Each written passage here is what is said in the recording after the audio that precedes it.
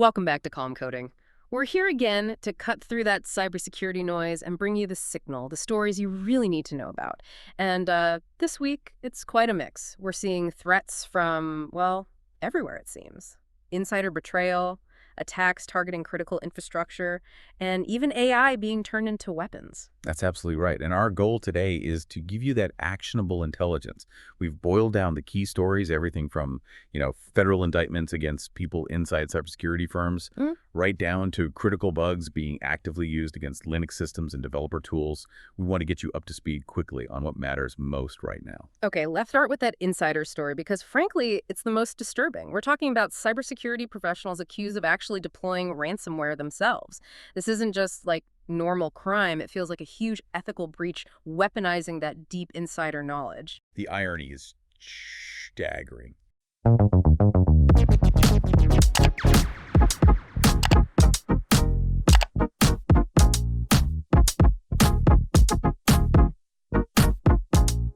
There's a U.S. federal indictment out of Florida charging 3 men. 2 are named, Ryan Clifford Goldberg and Kevin Tyler Martin. They're accused of working as affiliates for the ALPHV ransomware gang. You probably know it as Black Cat.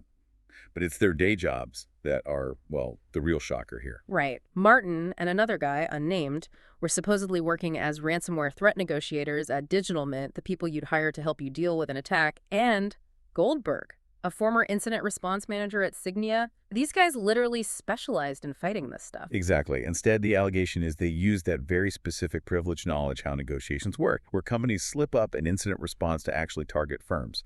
They allegedly hacked in, stole data, encrypted it with ALPHV, and then demanded crypto ransoms. Yeah. We know of at least 5 U.S. victims so far. One was a medical device company in Florida. They initially demanded $10 million, and the company ended up paying $1.2 million. And the charges reflect that betrayal, right? Using your defensive role for offense. What are they facing? Pretty serious charges. Things like conspiracy to interfere with interstate commerce by extortion, which carries it to 20 years, and also intentional damage to a protected computer. That's another 10 years potentially. Goldberg actually confessed and was apparently caught trying to leave the country. Wow. Yeah. What really makes this stand out isn't just, the insider threat potential we always talk about. It's the way they allegedly did it. These weren't just disgruntled employees. They understood the victim's mindset, the negotiation tactics, probably knew exactly where the security gaps often are. They didn't just breach a network. They leveraged the trust built into their roles.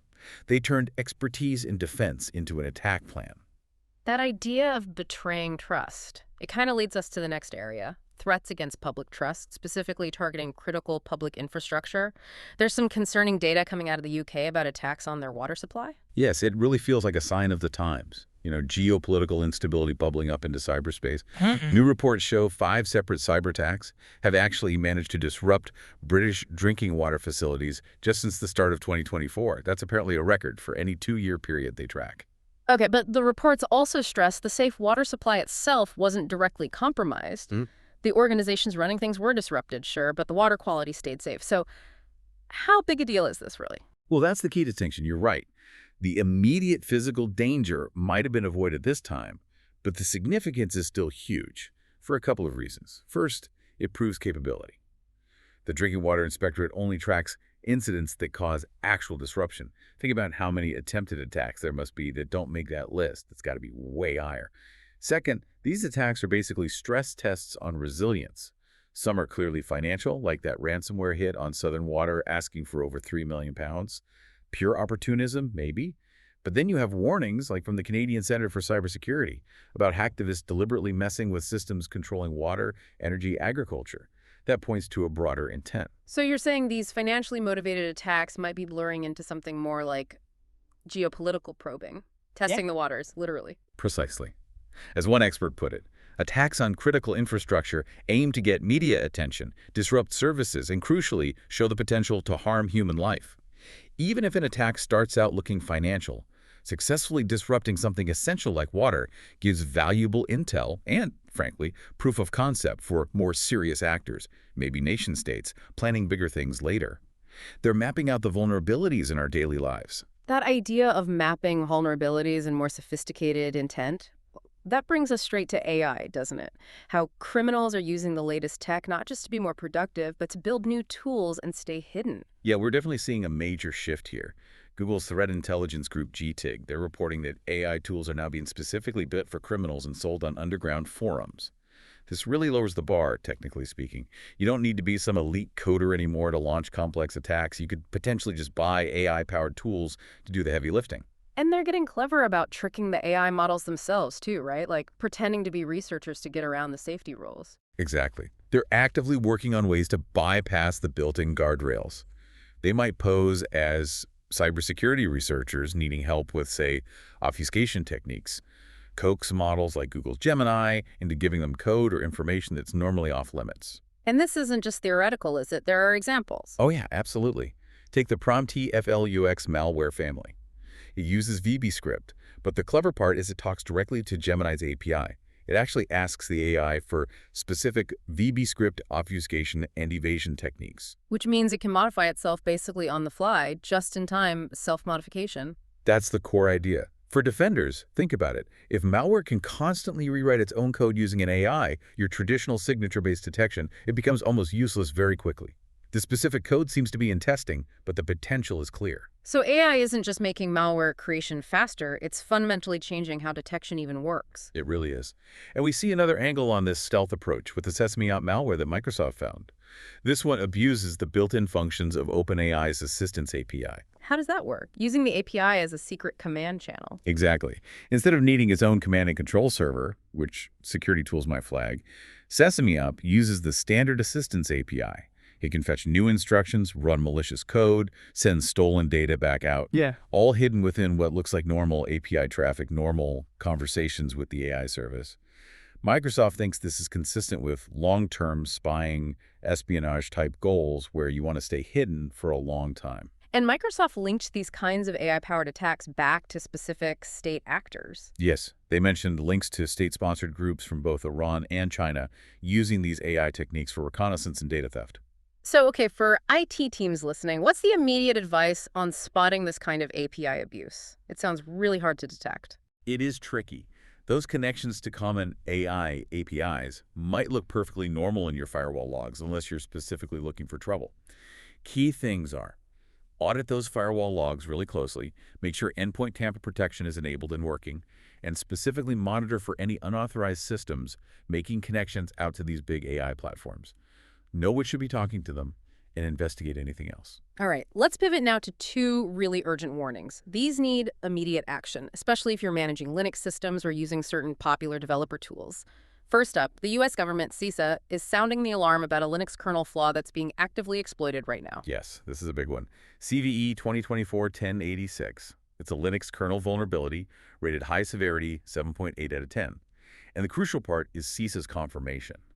This bug is actively being used in ransomware campaigns. That means the clock is ticking, patching needs to be a top priority. And the frustrating part for Linux admins, I imagine, is that this bug, it's a use after free weakness that lets attackers get higher privileges locally. It was introduced way back in 2014. It got fixed in January 2024, sure.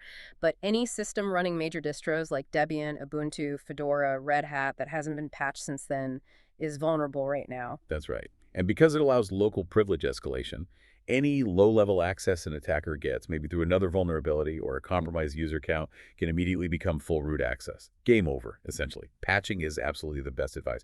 If you really, truly cannot patch right away, there are some potential mitigations like blocking the nftables module or restricting user namespaces, but honestly, those can cause stability problems themselves. Patching is the clean fix. Okay, urgent Linux patch. Got it. What's the second critical alert? This one hits the developer community. Yes, this involves a very popular tool. It's CVE 2025-11953, and it's rated critical severity a whopping 9.8 out of 10. It's in the NPM package at React Native Community CLI. This thing gets downloaded like up to 2 million times a week. It's widely used. 2 million weekly downloads. Okay. And what's the actual danger here? The danger is how simple the exploit is. The Metro Development Server, which this React Native CLI tool often starts up for developers, has an endpoint that's vulnerable to OS command injection. An attacker can just send a specially crafted POST request over the network and run any command they want on the machine running the server.